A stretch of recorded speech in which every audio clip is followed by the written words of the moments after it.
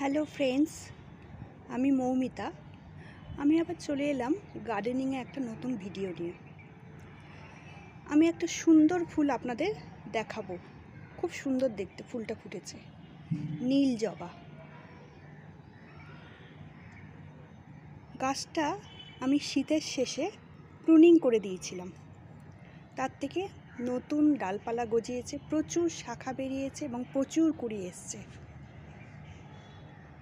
দেখুন, ডালে ডালে প্রচুর কুড়ি এসছে, প্রচুর ফুল পাবো আমি।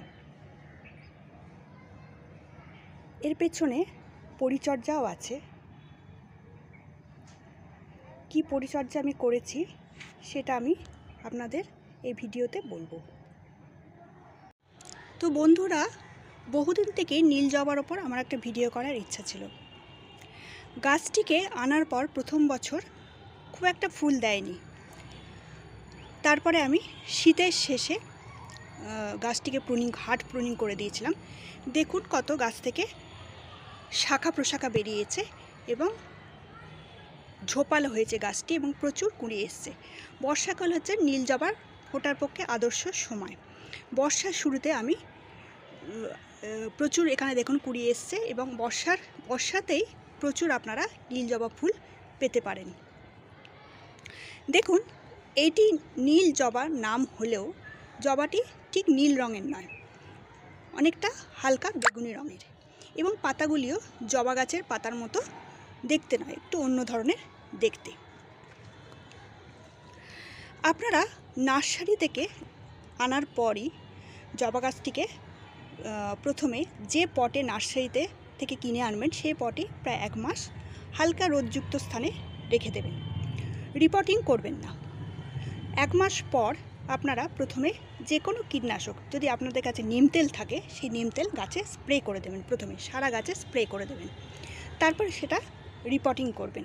যেহেতু নীল জবা গাছ বেলে মাটিতে ভালো খুব একটা হয় না, দোআঁশ মাটি বা এঁটেল মাটি নীল জবা গাছের পক্ষে ভালো, সেহেতু আপনারা পটে বেলে মাটি বা এঁটেল মাটি নেবেন, সামান্য বালি নেবেন এবং ভার্মি কম্পোস্ট বা গোবর সার, পুরনো গোবর সার নিয়ে আপনারা রিপোর্টিং করবেন।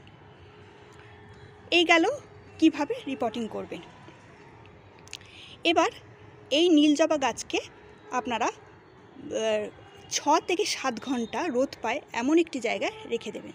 তাহলে গাছে প্রচুর ডালপালা হবে এবং প্রচুর কুঁড়ি আসবে। আর জল দেওয়ার ব্যাপারে একটু যত্নশীল হবেন।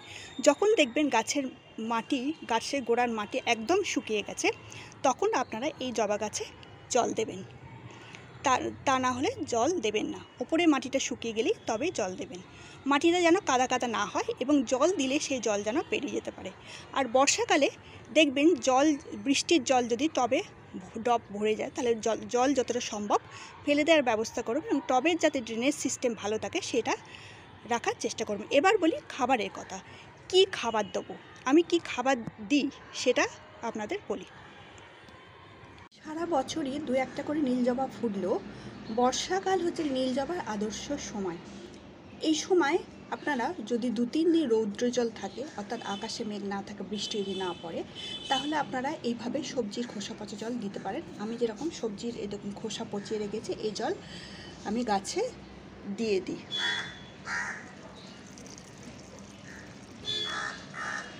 তবে মনে রাখবেন, 3-4 দিন যদি আকাশ খুব রোদ থাকে তাহলে আপনারা এই সবজির খোসা পচা জল দেবেন। তাহলে মাটি সেই জলটা টেনে নেবে এবং মাটি শুকিয়ে যাবে, তাতে মাটি খুবই উর্বর হবে। এছাড়া আপনারা খোল পচিয়ে খোলের পাতলা জলও এই বর্ষাকালে দিতে পারেন। তবে মনে রাখতে হবে অবশ্যই আকাশে যাতে রোদ থাকে এবং গাছটির মাটি বা গাছটি পুরোপুরি যাতে রোদ পায়, তাহলে সেই খোল পচা জলও মাটি টেনে নিতে পারবে এবং তা মাটির পক্ষে খুবই উপকারী হবে এবং গাছের পক্ষেও খুবই উপকারী হবে। আমি বহু ভিডিওতেই গাছে দেওয়ার জন্য, বিশেষত জবা গাছে দেওয়ার জন্য মিশ্র সারের কথা বলেছি। এখানেও আমি মিশ্র সার প্রয়োগ করি মাঝে মাঝে বলতে 15 দিন অন্তর আমি মিশ্র সার প্রয়োগ করি। এখানে আমি নিয়েছি 2 মুঠো ভার্মি কম্পোস্ট, 1 মুঠো নিম খোল, সর্ষে খোলের গুঁড়ো, হাফ মুঠো মতো বা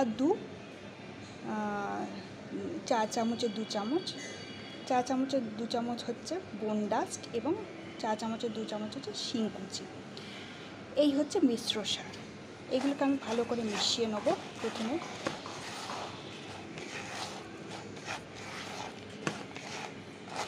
ভালো করে মিশিয়ে নেব। ভালো করে মেশানোর পর মিশ্র সার প্রয়োগ করার আগে প্রথমে গাছের মাটিটাকে চারদিক থেকে একটু খুঁড়ে দিতে হবে, দিয়ে মাটিগুলোকে গোড়ার দিকে জড়ো করতে হবে।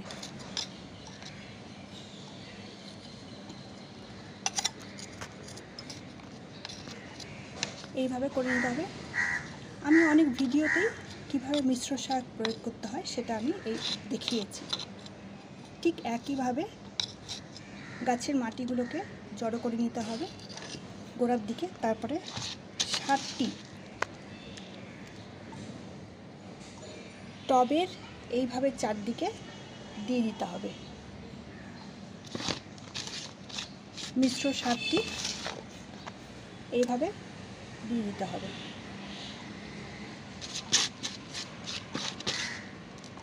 এবার গোড়ার দিকে যে মাটিগুলো উঁচু হয়ে আছে সেগুলোকে এই সারটি দিয়ে চাপা দিয়ে দিতে হবে। সারটিকে চাপা দিয়ে দিতে হবে। তাহলে সারটি মাটির তলায় চাপা থাকছে। এবার এটি আস্তে আস্তে পচতে থাকবে, জল পেলে আস্তে আস্তে পচতে থাকবে এবং গাছের খাবার যোগাবে। এইভাবে চাপা দিয়ে দেওয়ার পর আমি জল দিয়ে দেবো, মাটিতে জল দিয়ে দেবো। এইভাবেই একদিনে হবে না, এটা দিনে দিনে জল পেতে পেতে খাবারটি পচতে থাকবে এবং গাছের সার যোগাবে। এইভাবে আপনারা জবা গাছের, নীল জবা গাছের পরিচর্যা করুন, দেখবেন প্রচুর ফুল পাবেন। আর একটা কথা বলে রাখি, সমস্ত জবা গাছের মতো এই জবা গাছেও পোকার আক্রমণ হয়, মিলিবাগের আক্রমণ হয়।